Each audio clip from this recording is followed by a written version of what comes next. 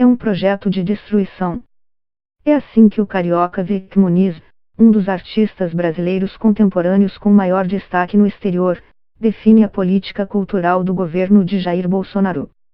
Eu não vejo dentro do discurso dos atuais secretários e dos ministros do governo Bolsonaro nenhum plano concreto de construção. É só a destruição, é só desmantelamento, diz ele.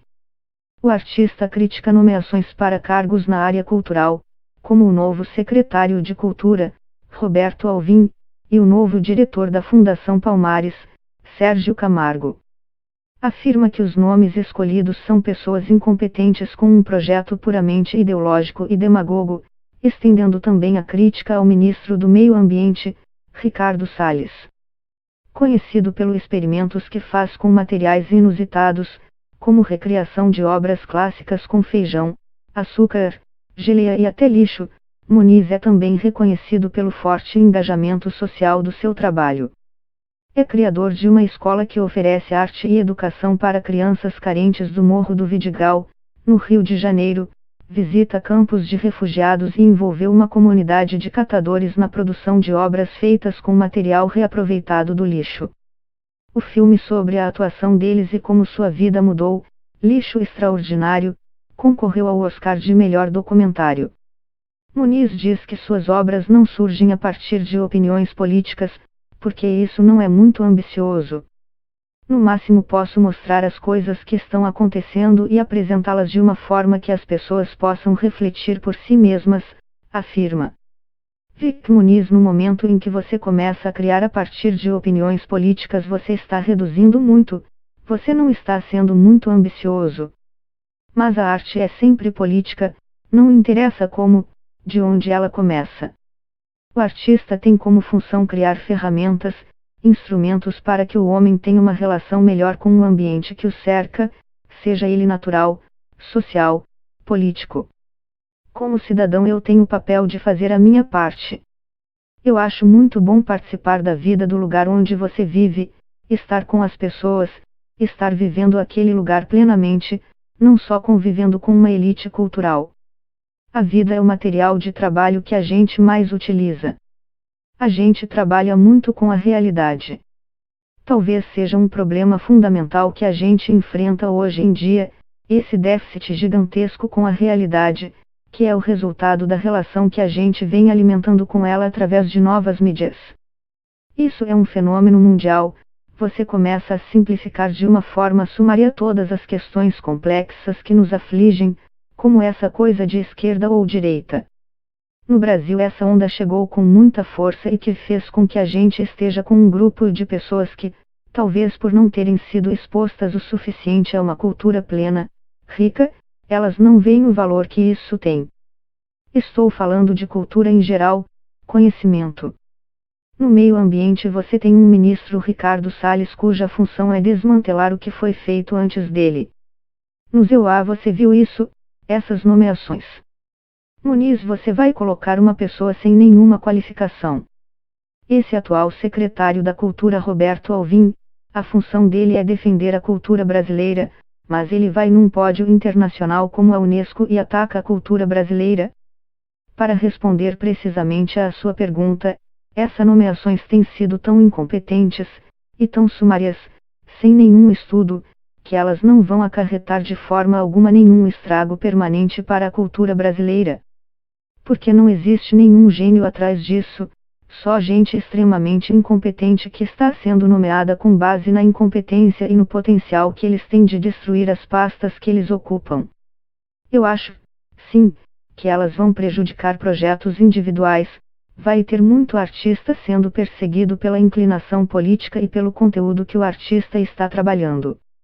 Mas a história nunca foi muito bondosa com pessoas que tentaram manipular a cultura dessa maneira. Ninguém consegue mexer com a cultura sem sofrer graves consequências.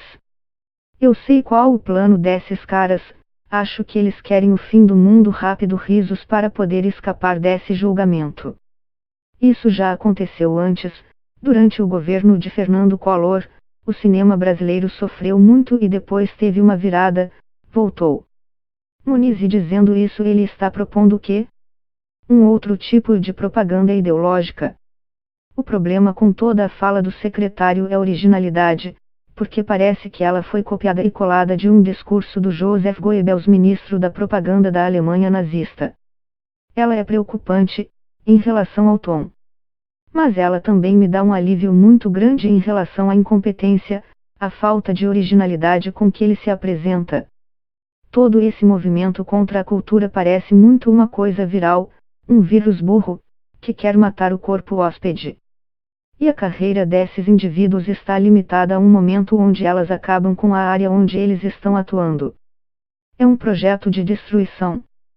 Você coloca um ministro do meio ambiente que está ligado ao lobby do desmatamento. Você tem um secretário da cultura que fala de ideologia, mas ele critica a ideologia de esquerda propondo uma de direita. Muniz, nenhum elemento do atual governo está tentando conversar com a população. Isso também é uma coisa comum de vários governos atuais. Eles não estão mais governando o país, eles estão governando dentro do segmento que os elegeu. E isso é muito ruim. Nisso, para uma ideia ser boa, basta ser o contrário da outra. Eu não vejo dentro do discurso dos atuais secretários e dos ministros do governo Bolsonaro nenhum plano concreto de construção. É só a destruição, é só desmantelamento. É fácil, você coloca uma criança de 5 anos com um martelo e ela vai quebrar o que tiver pela frente. Agora, para você construir alguma coisa. É um projeto puramente ideológico e demagogo, focado em destruir tudo o que foi construído antes, e até o que não foi construído pela esquerda. Agora, para destruir qualquer coisa eles chamam de esquerda. O fato de você demonizar uma coisa por ter uma referência política contrária à sua faz com que você se dê o direito de destruir aquilo. E quando você está falando de cultura, é uma estrutura orgânica, que se constrói independente de políticos, através de décadas. A cultura não é um projeto de esquerda, é um projeto popular. As pessoas vão ver o que elas querem. Falar que você tem que criar uma nova cultura. Isso é uma tremenda de uma asneira. Uma coisa que o Roberto Alvim não vai conseguir fazer é destruir a cultura. Ele vai gerar situações para ela se transforme, talvez de uma forma extremamente contrária ao que ele espera. Muniz como resposta. Quando você começa a combater um tipo de cultura, historicamente, a consequência disso é ela se fortalecer. A cultura muda, mas isso não vem de um partido, de um homem, mas de toda uma população que está pensando junta. Parece que tem uma campanha para acabar com todo e qualquer tipo de prazer, de beleza. O Roberto Alvim, na fala dele na Unesco, a parte mais poética foi ele ter conseguido ter citado as palavras beleza e elegância e Bolsonaro na mesma frase. Isso eu nunca vi antes. Me parece que qualquer coisa relacionada com prazer, com beleza, com alegria está sendo sistematicamente eliminada da vida do brasileiro nesse instante. E isso não pode dar certo. Se você não tem razões pela qual viver, isso não é vida, é sobrevivência. Então, essas pessoas têm um potencial de destruição, mas ninguém consegue transformar a cultura da forma como eles querem. Quando você tem esse tipo de guerra cultural, os artistas se transformam em heróis culturais. Pô, o cara Sérgio Camargo, novo diretor da Fundação Palmares nomeado pelo governo Bolsonaro, fala uma coisa horrível, nojenta, do Martinho da Vila, um grande intelectual brasileiro. Compara o Martinho da Vila com esse cara, que eu não sei nem o nome. E o que acontece? O Martinho da Vila ganha meia página número o jornal. Cada vez que você cria um inimigo cultural, você faz dele um herói. E aí você reforça suas convicções com sua base política. O Bolsonaro, o Alvim, vão ficar bem com a base deles, o artista é elevado a uma posição de herói. Eles acham que vão falar mal do artista e vão acabar com eles. Estão extremamente enganados. Elas vão botar a luz nos artistas, mesmo os que não merecem, e quem sofre com isso são sempre as instituições culturais. Muniz, eu defendo o direito desse cidadão de ter a opinião que ele quiser. O fato dele ser negro não impede ele de ter opiniões conservadoras, ou de direita. Mas como pode uma pessoa que tem um pensamento desse querer ocupar uma instituição devotada a direitos humanos? Que tipo de pessoa faz isso?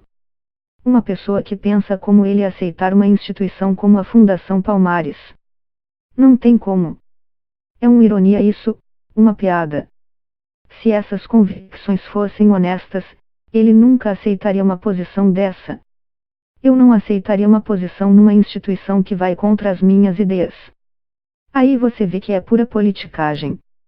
Muniz, não existe instituição cultural que não opere no vermelho. Foi ventilado que o Museu do Amanhã dá prejuízo. Mas todas as instituições culturais dão prejuízo. E os gestores têm que fazer o que eles podem. No ZEUA eles pedem aos artistas o tempo todo para doar obra para leilão. A Lei Rouanet foi extremamente positiva no cenário cultural brasileiro, mas ela não evoluiu. Acabou favorecendo um monte de instituições, bancos. Os artistas não se beneficiaram dela tanto quanto os negócios. Grandes corporações ditavam tanto o programa a ser patrocinado quanto a verba que o artista ia receber. Foi importante, continua sendo importante para o fomento de arte, mas tinha que ter sido revisitada e atualizada. O que acontece é que o apoio ficou muito atrelado às instituições patrocinadoras. No ZEUA você pode fazer deduções pessoais do imposto de renda para projetos que você queira patrocinar. Então, você falar que no ZEUA não tem isso, como já falaram, que aqui os artistas mamam nas tetas do governo. Artista trabalha. Quem mama na teta do governo é político, que passa 30 anos no Congresso e não consegue passar duas leis que tenham algum tipo de significância para a população.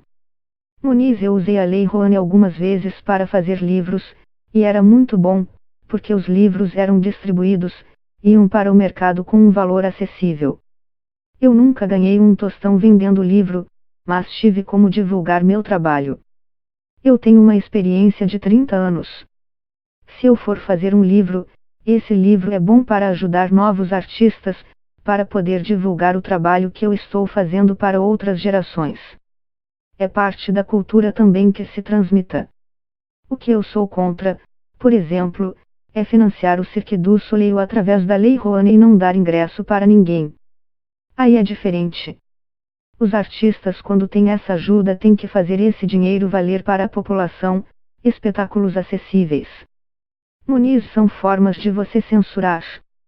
É impedir a distribuição, é impedir financiamento. Não existe simplesmente aquela censura sumária da época da ditadura, em que os censores simplesmente riscavam o que não era para ser visto. Existem formas mais sofisticadas de você censurar a produção artística, e isso está começando a acontecer no Brasil. E esse começo já é alarmante. Muniz, não. Não acho que quem quer, consegue, é uma combinação de fatores. Você pode ter bastante talento, pode ser muito trabalhador, e eu sou, a vida inteira eu me dediquei à mesma coisa, que é a verdade. E como a gente lida com versões da verdade? Mas eu tive muita sorte. Se eu não tivesse tido sorte, eu não estaria onde eu estou. Não posso ser idiota e ficar imaginando que o que aconteceu comigo poderia acontecer com qualquer um. Senão você ia ter milhões de vítimas, porque tem milhões de pessoas que têm muito mais talento do que eu, que deviam estar vivendo do que fazem com sucesso. No meu caso eu tive bastante sorte, no caso de quase todo artista. Tem a ver com mérito, sim, tem a ver com trabalho, mas justamente pela sorte que você teve você tem a responsabilidade de fazer isso da forma mais verdadeira. Muniz, é vergonhosa. Isso não justifica nenhum dos processos políticos como a Lava Jato nos últimos 10 anos. Mas a imagem do Brasil nos últimos 5 anos teve uma reversão escandalosa. As pessoas citavam o Brasil no contexto da Nova Zelândia, era um paraíso, onde as pessoas eram bacanas, tinha design, tinha cultura, tinha música, a produção cinematográfica era interessante.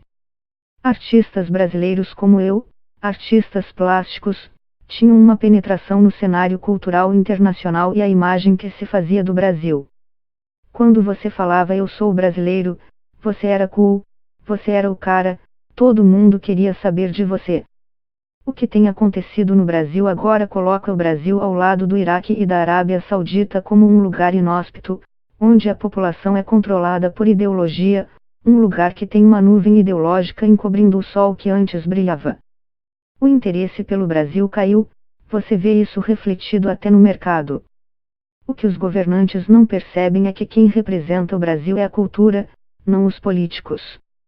Quando a gente pensa em Brasil, a gente pensa em Oscar Niemeyer, em Tom Jobim, em Beatriz Milhazes, na Adriana Varejão, no Grupo Corpo. Ninguém lembra do Jânio Quadros. Ninguém sabe no exterior quem é o Silas Malafaia. O Brasil é a cultura brasileira, e tudo o que fizerem para transformar isso em um projeto monolítico, que representa uma visão somente, está conspirando contra a imagem do Brasil lá fora. Tudo o que você faz contra a cultura você faz contra a identidade nacional. Isso reflete na política internacional, na política econômica. Muniz não. Não é possível separar o autor da obra. Eu tenho opinião política, e você está falando comigo justamente por causa disso. Mas as minhas opiniões políticas não são melhores que as suas. Nem que a do policial ou a do padeiro. Elas só são diferentes, porque são opiniões. O que interessa não são opiniões. São fatos. E como a gente se relaciona com fatos? Eu procuro, justamente por você não conseguir desassociar o que eu faço de mim mesmo, eu procuro isentar minha obra de opiniões. O máximo que eu posso fazer é dar indícios de coisas que estão acontecendo e apresentá-las de uma forma que as pessoas possam refletir por si mesmas. O que a arte faz é justamente isso, criar espaço para pensamento, para dialética. Muniz, eu não acho, não? A arte não representa a realidade. Os jornais representam a realidade, ou pelo menos representavam. O que a arte faz é ajudar a discutir o que está acontecendo.